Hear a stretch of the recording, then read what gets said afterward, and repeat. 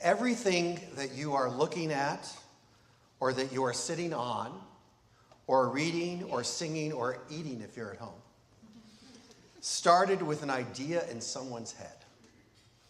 Whether it was the wheel, the horse-drawn carriage, the Model T, or the Saturn rocket to the moon, someone somewhere, whether in a classroom, a research lab, or in the shower, I said the shower, had to have some inkling that led to something else that led to something that looks like this, right? Now, because it's Mother's Day, let me tell you about an idea that led to choices based on deep values that impacted a nation. Julia Ward Howe apparently couldn't take it anymore about a variety of different issues that were happening in society, and she decided that she had an idea to do something. Julia Ward Howe lived from May 27th, 1819 to October 17th, 1910, and is probably best known for being the author of the Battle Hymn of the Republic. She was also, however, an abolitionist who worked to end slavery, an organizer for women's rights, and a tireless worker on behalf of international peace. And as the story goes, she was also a Unitarian. The story says that mourning the death of her father in 1839, and soon afterwards that of 2 more deaths of people close to her, she turned to the religion of her upbringing, though her reading had already exposed her to more liberal ideas. Later she wrote, "I studied my way out of all the mental agonies of Calvinism that it can engender and became a Unitarian."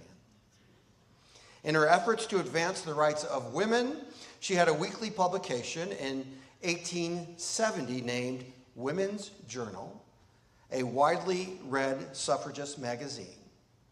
And that year she addressed the problem of peace when she wrote her appeal to womanhood throughout the world, later known as the Mother's Day Proclamation. It asked women from the world to join for world peace. In 1872, she asked that Mother's Day be celebrated on the 2nd of June. Her efforts were not successful at the time, but she certainly did have a long-lasting legacy as they impacted Anne Jarvis and her efforts, which eventually led to the modern-day version of Mother's Day. There are so many possible motivations for ideas: to extend power or authority, for the advancement of science, to make more money, to try and increase pleasure and joy, to find ways to save the planet, or for the betterment of humanity. Just a few of the possibly unknown number of reasons that led to ideas that have led to so many things. We humans are idea factories, and I often know, as far-fetched as this may sound, we may think that our ideas are better than anyone else's. Did you want to raise your hand about that? No. Whether in politics or religion or business or even in church life, there are times when we think that our idea is probably better than any others, and maybe even the very best possible idea. Shocking. So what do we know about that, and what do we do about that when we have competing ideas? Something that seems to be at the heart of most of the world's differences. What does it mean for both having an idea and then trying to sort through multiple ideas in community in order to do what we hope is best, not just for some, but as much as possible for as many as possible? After all, as Unitarian Universalists, we are kind of predisposed to try and do what's best for as many as possible, while being conscious of the impact and need for all, not just the majority. There's a little book on my bookshelf in my office. It just sits there like most of my books. And I passed by it this week actually looking for a different book. And I thought, this is the book for today. And the book is called Choices, Using Values to Make Good Choices Every Day, and it's by Jeffrey A. Zink, PhD. And one of my very favorite passages from this book is when he asks, what kind of a person do you want to be? What kind of an organization do you want to be? And then he says, it's really about your future, the future you create every day and the small choices that you make. Who are you, if not the aggregate of the choices that you make? Who are you, if not the aggregate of the choices you have made to this point in your life?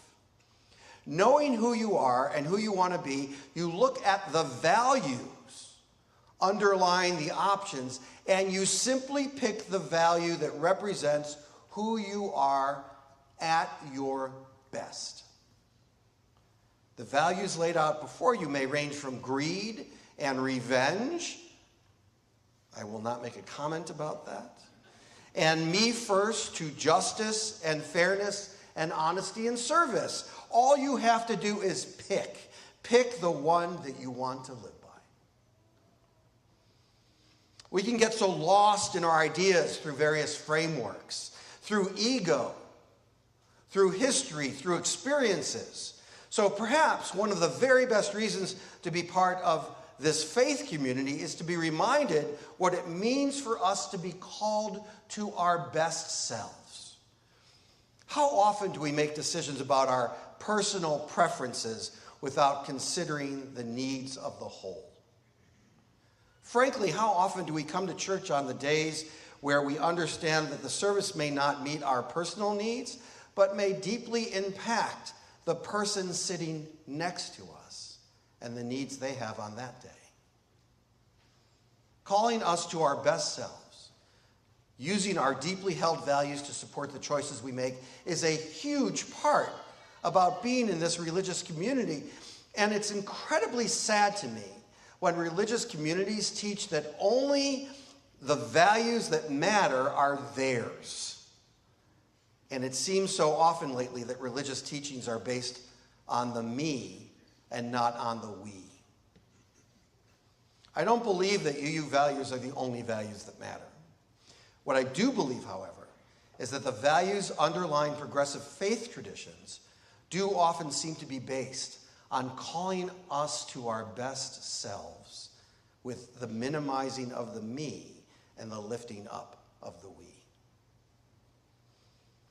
In the last paragraph of Julia Ward Howe's Mother's Day proclamation, it says, "In the name of womanhood and of humanity, I earnestly ask that a General Congress of women without limit of nationality may be appointed and held at some place deemed most convenient, and at the earliest period consistent with its objects, to promote the alliance of the different nationalities, the amicable settlement of international questions, and the great and general interest of peace."